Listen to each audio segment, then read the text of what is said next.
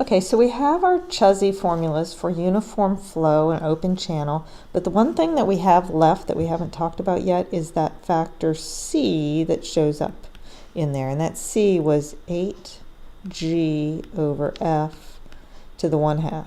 Okay, so g is acceleration of gravity, so you know that, but f depends on roughness. Typically f also depends on Reynolds number, but usually we're talking about these big culverts and channels.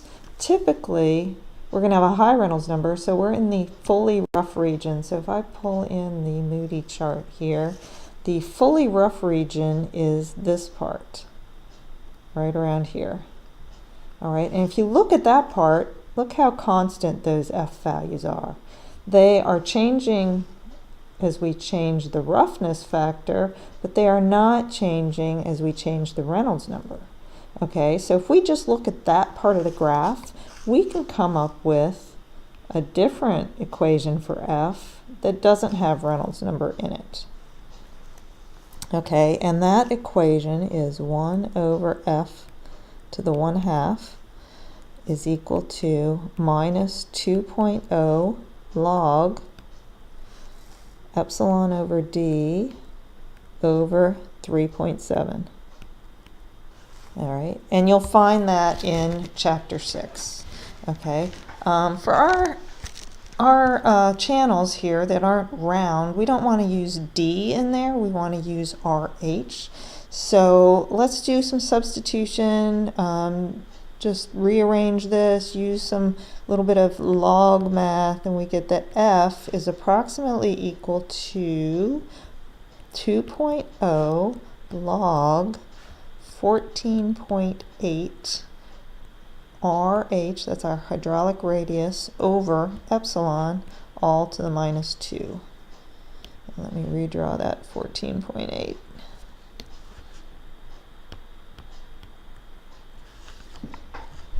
All right, so with that f, which is easy to throw in your calculator,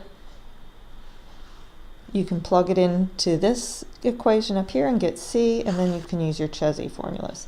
And that is best. Unfortunately, best is not what is used. What is used is the Manning correlation, which came from experiments on different roughnesses. And the Manning correlation says that C is equal to, still it's 8g over f to the 1/2. But it's about equal to some value of alpha times your hydraulic radius to the 1/6 divided by a factor n. Okay.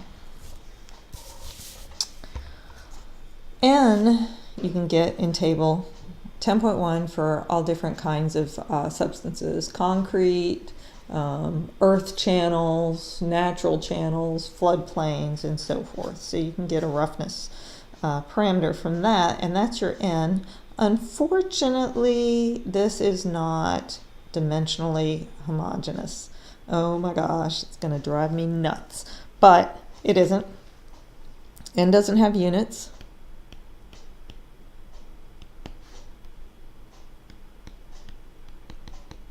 Okay, so RH to the 1/6 is what you get for that C, which is not what it should come out. You should get meters per second squared to the 1/2 power, approximately, for our C to make it work in our equations. So units don't work out nicely.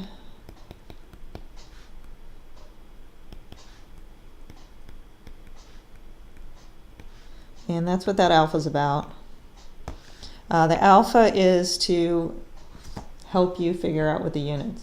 Okay, so alpha equals 1 for SI units with a caveat, and alpha equals 1.486 for our English units, British gravitational. All right, so if you're in metric, you don't need to put in that alpha. You can just leave it out because 1 times anything is the same thing. But if you're in English, you need to throw in that 1.486. However, your RH, when you plug it in, then must be in, if you're in SI, meters. Don't try to use centimeters. It just won't work, even with any kind of conversions you try. And velocity then will come out in meters per second, no matter what. You have to use the meters. Same thing for BG, British gravitational, or English units. Your RH must be in feet. Don't try to use inches and convert later. Got to be in feet, and your velocity then will come out in feet per second. So make sure you always have those converted before you plug them into the equation. All right, so here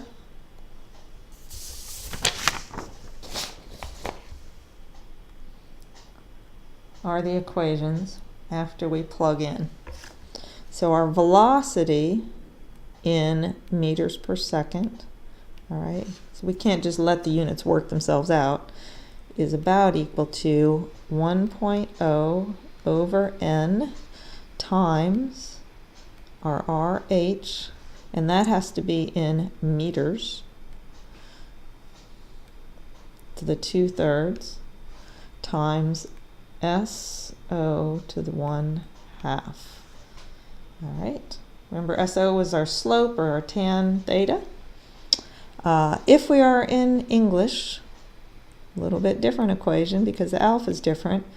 Velocity, which is going to come out in feet per second, is about equal to 1.486 over n times RH in feet to the 2/3 times the slope, the 1/2. Okay, and again, you're going to get these n values in table 10.1. All right, to plug in. Once you have the velocity, well, the flow rate is just velocity times area, like it always is. Let's make this a little O, since we're saying for uniform flow. That's the velocity at the inlet and the exit, and all the way across, an average velocity. All right, so those are our Manning correlation equations, and that's it. Let's think about those with respect to those questions I asked back in video 1. So what causes velocity to increase? And you probably, if you thought about it, could figure this out on your own a little bit just by thinking about it. Well, let's look at S. If S is high, V is high. Does that make sense? If you have a big slope, does it make sense? Yeah, that makes sense. So gravity, or your big slope, SO, will cause it to increase, right? The other thing that you look in here is, that's going to cause it to increase, is you got a big hydraulic radius. And if you remember, hydraulic radius was A over P.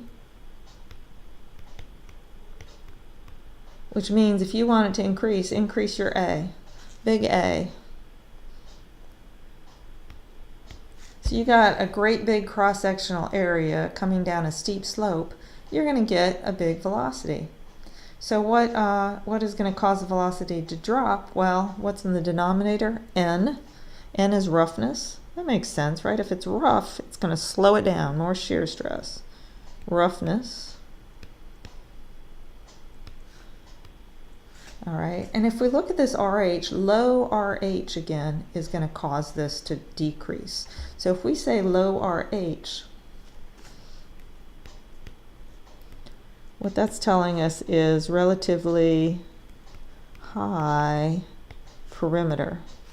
All right, so if we have a perimeter, let's say that we have a very not very deep, but very wide channel, okay? It's going to have a high perimeter compared to, say, a square channel or a round channel. So that's going to make a difference. So if you have a great big floor, or on the other hand, you have a little narrow floor and great big walls that it all has to go down there, that's a lot of surface area.